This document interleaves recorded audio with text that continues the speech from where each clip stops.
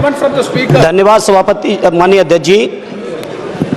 माननीय अध्यक्ष जी, मैं समझता हूं इस बजट के अंदर देश के जो सबसे ज़्यादा आबादी, जिनका जीवन 60% से ज़्यादा खेती और किसानी पर निर्भर है, उस मंत्रालय की चर्चा में आपने मुझे बोलने का मौका दिया। अध्यक्ष जी, आपका बहुत बहुत आभार व्यक्त करते हैं।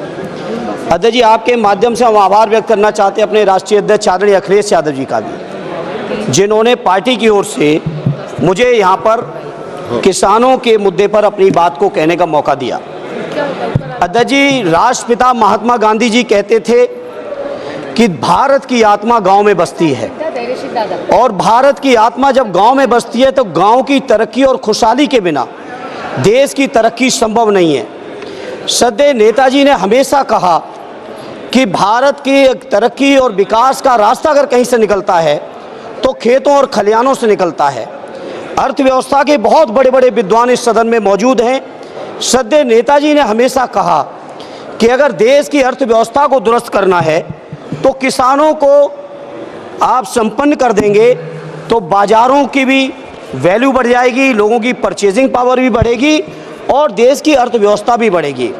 सभापति जी, माननीय वित्त मंत्री जी द्वारा जब बजट पेश किया गया तो माननीय अध्यक्ष जी, तो लगातार ये कहा गया अब तक का सबसे बड़ा बजट है, 50 लाख करोड़ से ज़्यादा का बजट है। लेकिन उन बजट पत्रावलियों को जब देखा गया और उस पत्रावली में जब कृषि एवं किसान कल्याण मंत्रालय के बजट को देखा गया तो अध्यक्ष जी बड़ी निराशा हुई। केवल 2.7% बजट का हिस्सा इस मंत्रालय को दिया गया। जो पिछले समय में बजट मिल रहा था उसमें भी सभापति जी 2.8% की कमी सभापति जी इसमें कर दी गई। इसलिए मैं समझता हूँ बीजेपी के लोग, ये एनडीए की सरकार भाषण चाहे जितना दे ले किसानों के लिए, लेकिन दिल में किसानों के लिए नफरत लेके बैठे हुए हैं। अगर नफरत लिए न बैठे होते तो इतने बड़े बजट में किसानों के लिए बजट में कटौती क्यों की जाती। सभापति जी, मैं जिक्र करना चाहूँगा 2014 के भारतीय जनता पार्टी के संकल्प की, 2014 में संकल्प पत्र जो जारी किया गया था, उस संकल्प पत्र में कहा गया था कि स्वामीनाथन जी की जो रिपोर्ट है। आपके पास आज कागज बहुत है, लेकिन बोलना संक्षिप्त में है सर, संक्षिप्त में बोलना है। अब जो आप मौका देंगे आपकी उदारता रहेगी। सभापति जी, 2014 के संकल्प पत्र में कहा गया कि स्वामीनाथन जी की सिफारिश के अनुरूप जो किसानों की लागत है, जिसमें लागत में श्रद्धेय नेताजी कहते थे और उसी बात को स्वामीनाथन जी ने भी कहा, किसान की अपनी मेहनत, अपने परिवार की मेहनत, उनके जो पशुओं की मेहनत, खेती की जो वैल्यू है उस वैल्यू का जो मार्केट में ब्याज होना चाहिए, सारी की सारी चीज़ों को अगर मिला लें, जिसको स्वामीनाथन जी ने फार्मूला दिया था C2 का, C2 प्लस 50%, माने लागत का 1.5 गुना समर्थन मूल्य। 14 का वादा है आपके चुनावी घोषणा पत्र का मंत्री जी, और 14 से आज 25 आ गई है। अभी तक एक बार भी सरकार का ये संकल्प 12वां बजट पेश हो गया है। 11 साल आपने पूरे कर दिए। भाषण बहुत लंबे हैं आपके, लेकिन सच्चाई से बहुत दूर हैं। उसके बाद सभापति जी, प्रधानमंत्री जी ने 2016 में घोषणा की कि 2022 में आने वाले अमृतकाल में जब भारत प्रवेश करेगा तो उस प्रवेश के समय किसानों की आमदनी को हम दूना कर देंगे। मैं नहीं समझ पा रहा हूँ, माननीय कृषि मंत्री जी, आप बहुत अनुभवी हैं, एक बड़े प्रांत के लंबे समय तक मुख्यमंत्री रहे हैं, जहाँ किसानों की इस्तेमाल की सारी चीज़ों का मूल्य आपने बढ़ा दिया। आपने खाद का दाम लगातार बढ़ाया, बिजली में आपने कोई सब्सिडी दी नहीं, कीटनाशकों का दाम बढ़ा दिया गया, किसान के इस्तेमाल के डीजल के दाम बढ़ गए, ट्रैक्टर थ्रेसर से लेके जितने भी आपके चीज़ें इस्तेमाल होती हैं खेती किसानी में, सारी चीज़ों का दाम बढ़ा दिया। लेकिन किसानों को कहीं समर्थन मूल्य देने की आपने ज़रूरत नहीं समझी। जहां आपने वादा किया था दोगुनी आमदनी का, जहां आपने वादा किया था C2 प्लस 50% का, आज मैं बड़ी जिम्मेदारी से सभापति जी कहता हूं, देश के किसानों की हालत ये है कि अगर वो कर्ज न लें तो लागत भी ऐसी लागत के बराबर भी कहीं मार्केट में मूल्य नहीं है। स्वामीनाथन जी ने कहा था कि किसानों की आमदनी बढ़ानी है तो 43,000 मंडियों की देश में ज़रूरत है, लेकिन उन मंडियों की अभी देश के अंदर केवल स्थिति है 7,000 की।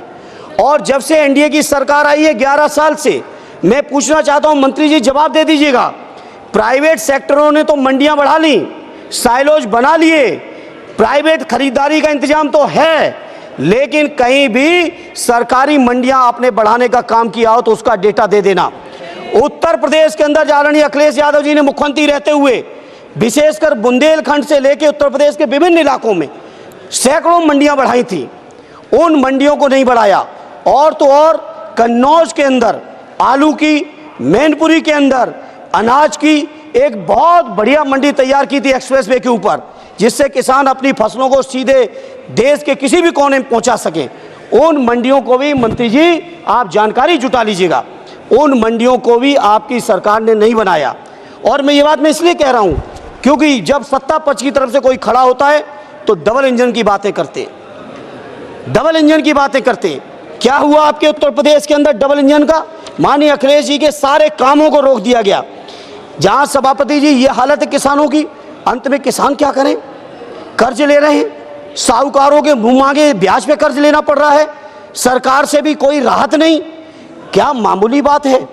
आपके 10 साल के कार्यकाल में प्रत्येक वर्ष 10,000 से ज़्यादा और अब तक 1 लाख से ज़्यादा किसानों ने आत्महत्या कर ली है। देश के किसानों ने, बताइए, देश के किसान आत्महत्या कर रहे हैं, देश के तमाम संविदा कर्मी आत्महत्या कर रहे हैं।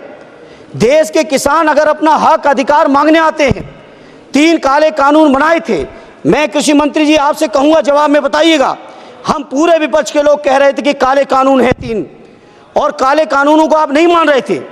किसानों ने यहां पर महीनों दिल्ली में सर्दी गर्मी बरसात सारे मौसम झेल के आंदोलन किए, 750 किसान शहीद हुए।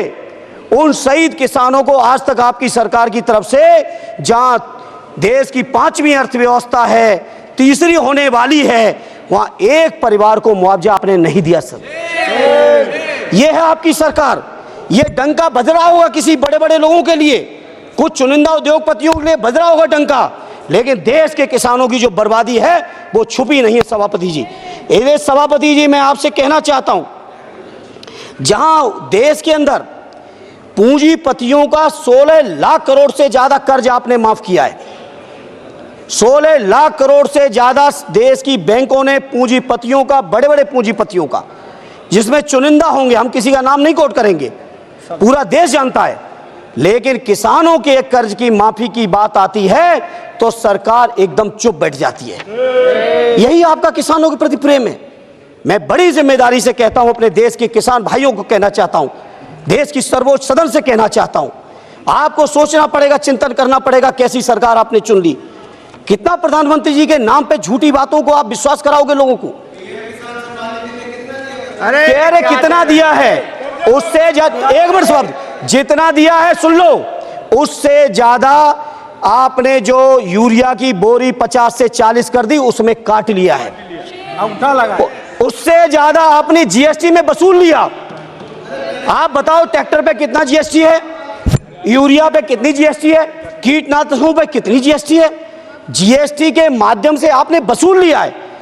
एक हाथ से 1 रुपया देते हो, दूसरे हाथ से 10 रुपए खींच लेते हो किसानों से। किसान सुन रहे हैं देश के, इसलिए मैं सभापति जी कहना चाहता हूं, आज किसान मजबूर है। मैं एहसास है, मेरे पिताजी आज भी खेती किसानी में रहते हैं, आज भी गौशाले में रहते हैं, मुझे एहसास है किसानों के दर्द का। सभापति जी, किसानों को ये हालत थी पहले, जब कभी भी अगर किसी किसान परिवार से ये कह दो कि गांव छोड़ दो, जमीन छोड़ दो, शहर में चल के बस लो, नौकरी कर लो, तो वो नहीं तैयार होते थे। और आज सभापति जी किसान इतना मजबूर हो गया है कि खेती छोड़ के शहरों में रिक्शा चलाने को तैयार है, शहरों में आपके मजदूरी करने को तैयार है, कोई भी काम करने को तैयार है। अब किसानों ने समझ लिया है कि उनका और उनके बच्चों का भविष्य अब खेती में नहीं रहा। और यही कारण है, बहुत से सर्वे आए देश में जब पूछा गया किसानों से कि आप खेती करना चाहते हो कि नहीं करना चाहते हो, मेजॉरिटी के किसानों ने कह दिया कि हम खेती नहीं करना चाहते। ये हालत है। देश के 50% से ज़्यादा किसान आज भी हैं सभापति जी, जो कर्जों से डूबे पड़े हुए हैं। इसे मैं आज इस मौके पर कहना चाहता हूँ, ये सरकार हो चाहे इनके प्रांतों की सरकार हो, और प्रांतों में भी विशेषकर उत्तर प्रदेश की सरकार के बारे में कहूँगा, किसानों को रोजगार दिया नहीं। हाँ, एक रोजगार माननीय मंत्री जी आपकी सरकार ने किसानों में दे दिया, और किसान परिवार के सभी लोगों को दे दिया, चाहे 2 डिग्री टेम्परेचर हो, 3 डिग्री टेम्परेचर हो, कोहरा हो, तुषार हो, बारिश हो, मूसलाधार बरसात चल रही हो, या गर्मी की तपन हो 50 डिग्री से ऊपर की, हर परिस्थिति में किसान परिवार की महिलाओं को, किसान परिवार के बच्चों को, किसानों को स्वयं अपने खेतों की रखवाली करनी पड़ रही है पूरे उत्तर प्रदेश के अंदर छुट्टा जानवरों से। ये हालत कर दिया आपने किसानों की। कहीं ना कहीं मैं समझता हूं किसानों की दुर्दशा आप सब लोग सुनियोजित तरीके से कर रहे हो, क्योंकि ये किसान जो समाज है बहुत स्वाभिमानी समाज है, बहुत जज्बाती समाज है। ये सरकार की गलत नीतियों का जम के विद्रोह और विरोध भी करता है। इसलिए सरकार चाहती है किसान कर्ज में उलझे रहें, किसान अपनी समस्याओं में डूबे रहें, किसानों में कहीं संपन्नता ना जाए। किसानों में संपन्नता आएगी तो उनके परिवारों के लोग नौकरी से लेकर सम्मान स्वाभिमान का जीवन जिएंगे। ये सरकार पूरी तरह से चाहती है कि कैसे भी किसान बर्बाद हो। अभी सभापति जी पूरे देश ने देखा, अमेरिका से जंजीर में बंध के नौजवान आ रहे हैं। ये कहाँ के नौजवान थे? और ये तो संपन्न प्रांत जिनको हम मानते हैं देश में, पंजाब के नौजवान, गुजरात के नौजवान, हरियाणा के नौजवान, ये सारे नौजवान किसान परिवारों के थे जो खेती कर्ज अपने परिवार के बुजुर्गों की परेशानी से आगे जाके जमीन बेच के, जमीनें गिरवी रख के विदेशों में गए, और विदेशों में, अरे बाबा चुप रहो बाबा। अरे इनको शांत रहने दो, जानते हैं किसान ये क्या करेंगे। ये हर एक में केवल बोलना जानते, बाकी कुछ नहीं। इसलिए अध्यक्ष जी, सभापति जी, किसान परिवार के नौजवानों की हालत ये कर दी आपने 2019 का 5 साल प्रचंड बहुमत की सरकार, सत्ता पक्ष की तरफ से, जयप्रकाश भाई आपका नंबर आएगा अभी, सत्ता पक्ष की तरफ से जो खड़ा हुआ प्रचंड बहुमत की सरकार, डबल इंजन की सरकार, 5 साल डबल इंजन की सरकार चलाने के बाद आपका 19 का जो संकल्प पत्र है, उस संकल्प पत्र में आपने कहा कि कृषि ग्रामीण क्षेत्र में 25 लाख करोड़ का निवेश करेंगे। ये 19 का आपका है। 14 से 19 सरकार चलाई, 19 से 24 भी आप ही ने चलाई, और 19 का आपका ये वादा है कि 25 लाख करोड़ किसानों की, हम कृषि उत्पादन को बढ़ाने के लिए 25 लाख करोड़ का निवेश करने के लिए प्रतिबद्ध हैं। तो बता दें माननीय कृषि मंत्री जी अपने जवाब में, आखिर ये प्रतिबद्धता आपके कहां चली गई?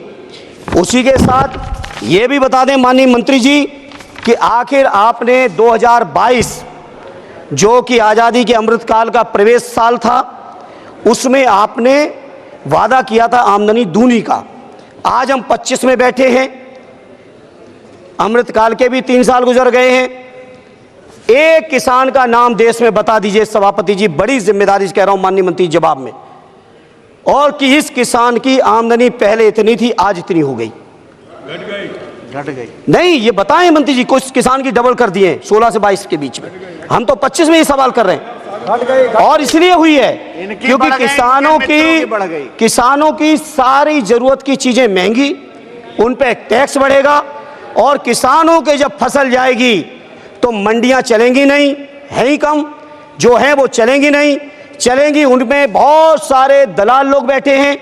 किसान अगर सीधे मंडी में देना चाहेंगे तो नहीं देंगे, दलालों के रास्ते से अगर किसानों की उपज जाएगी तो वो चली जाएगी।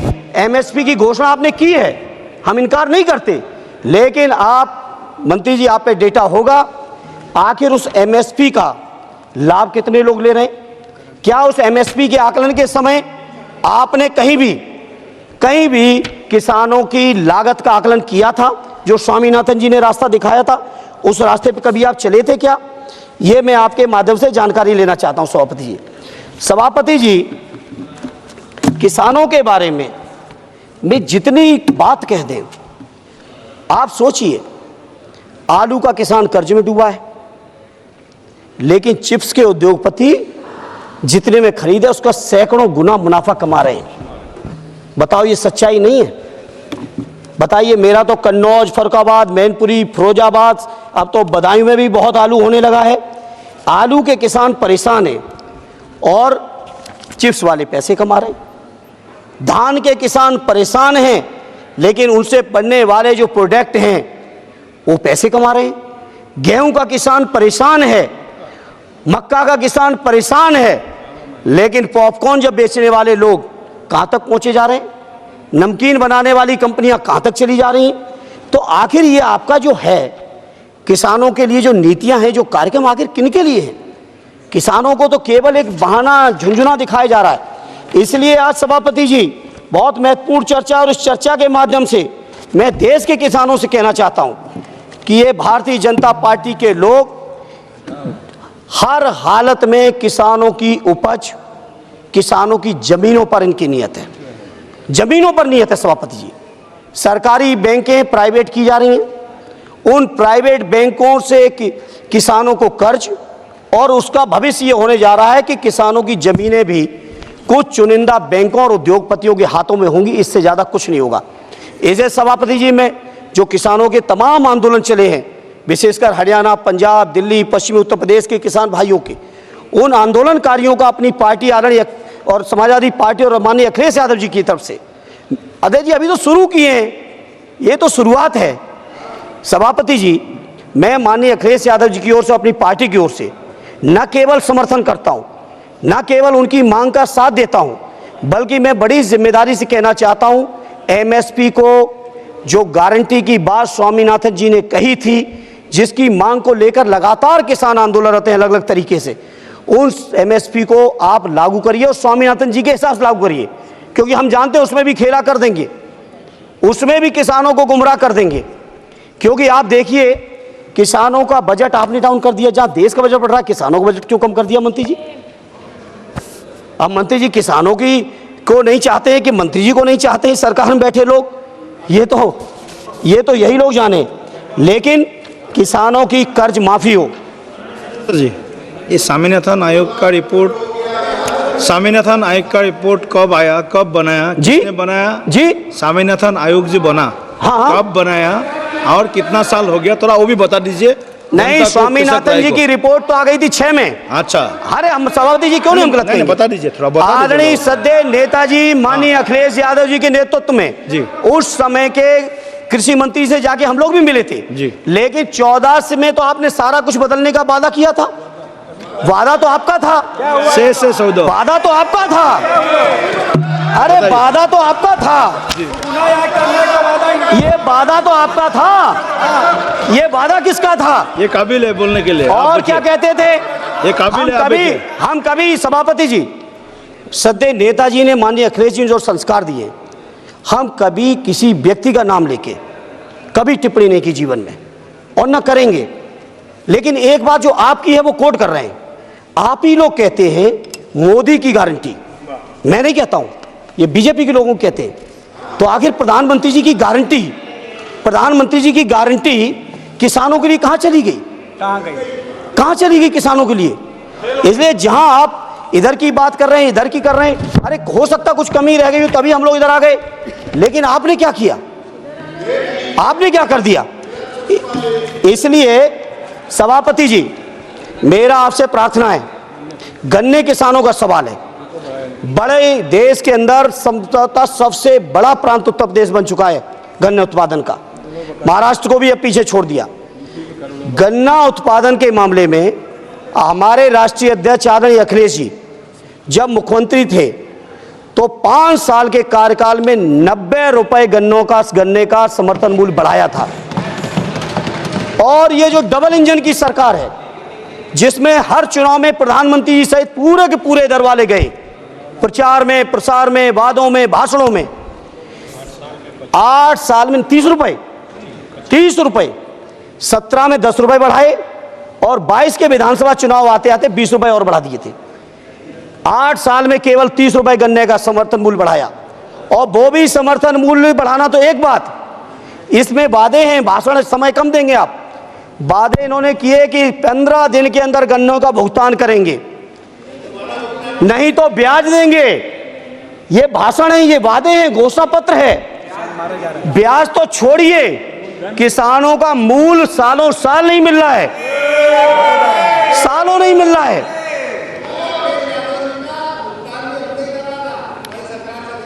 अरे जब खजाना तुम पे पहुंच गया, भुगतान कौन करेगा? ये कौन सी बात होती है? वित्तीय वर्ष खत्म हो गया था भाई, 15 मार्च को जब कार्यकाल खत्म हुआ तो भुगतान कौन करेगा? और भुगतान क्या कोई एहसान किया, किसी और का किया है? किसानों का गन्ना था, किसानों का गन्ना था, उसका भुगतान आपने कर दिया। इधर सभापति जी, उत्तर प्रदेश का तो विशेषकर और कई प्रांतों के साथियों से बात हुई, अन्य प्रांतों में भी सबसे ज्यादा दिक्कत जो आज है किसानों को, सभापति जी सुन लें, छुट्टा जानवर। मेरी प्रार्थना है कृषि मंत्री जी, किसानों की उपज की जब तक वो बाजार में बिक नहीं जाता है, पूरा का पूरा परिवार सर्दी, गर्मी, बरसात, लू, बारिश, हर परिस्थिति में किसानों के परिवार खेतों में पड़े हैं, उनका जीवन नरक हो गया है।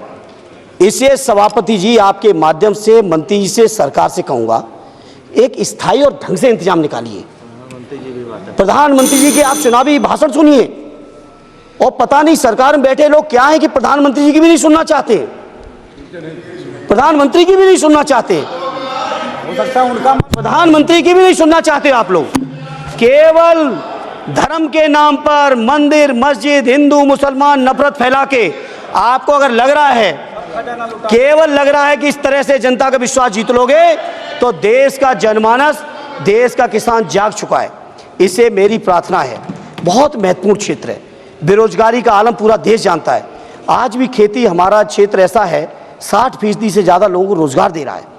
आखिर रोजगार देने वालों को मानते, आज अगर कृषि मंत्री जी 60% रोजगार मिल रहा है तो 30% ही ले आते बजट। कृषि अनुसंधान पे आपने कम कर दिया बजट, कृषि बजट आपने कम कर दिया, जीएसटी आपने बढ़ा दी। तमाम तरीके के किसानों के सामने जो चुनौती है, कहीं आपका मंडी का चैन बन नहीं रहा है, कोल्ड स्टोर का चैन बन नहीं रहा है, मार्केट कहीं बन नहीं रहा है, सिंचाई का कहीं इंतजाम है नहीं। तो ऐसी तमाम चीजें हैं सभापति जी, जिनको मंत्री जी को और सरकार को सोचना चाहिए, और नहीं सोचेंगे तो सभापति जी, मैं आपको कहना चाहता हूं कि देश के किसान परिवार में बैठे नौजवान बहुत जागरूक हैं, और आने वाले समय में अपने अपने तरीके से लोग जवाब देंगे आपको। इधर सभापति जी, किसानों की तरफ से मैं एक बात कहते हुए अपनी बात को ख़त्म करूंगा, क्योंकि आपकी भी घंटी हम बार बार नहीं सुनना चाहते, और भी हमारे साथी बोलने को पीछे हैं। बीजेपी के लोगों को लगता है किसानों की स्थिति बहुत अच्छी है। सच्चाई ये है, कृषि विकास दर से लेके, कर्ज से लेके, आत्महत्याओं से लेके, उनके ब्याज से लेके, मंडी से लेके, जीएसटी से लेके, उनके ऊपर मुकदमों से लेके, आप सोचो कि पंजाब के किसान चलते तो हरियाणा सरकार रोक देती है। कोई मामूली बात है? अंतर्राज्यीय सीमा तो है, कोई अंतर प्रदेश देशी सीमा तो है नहीं। अंतर्राज्यीय सीमाओं में रोक दे रहे लोग।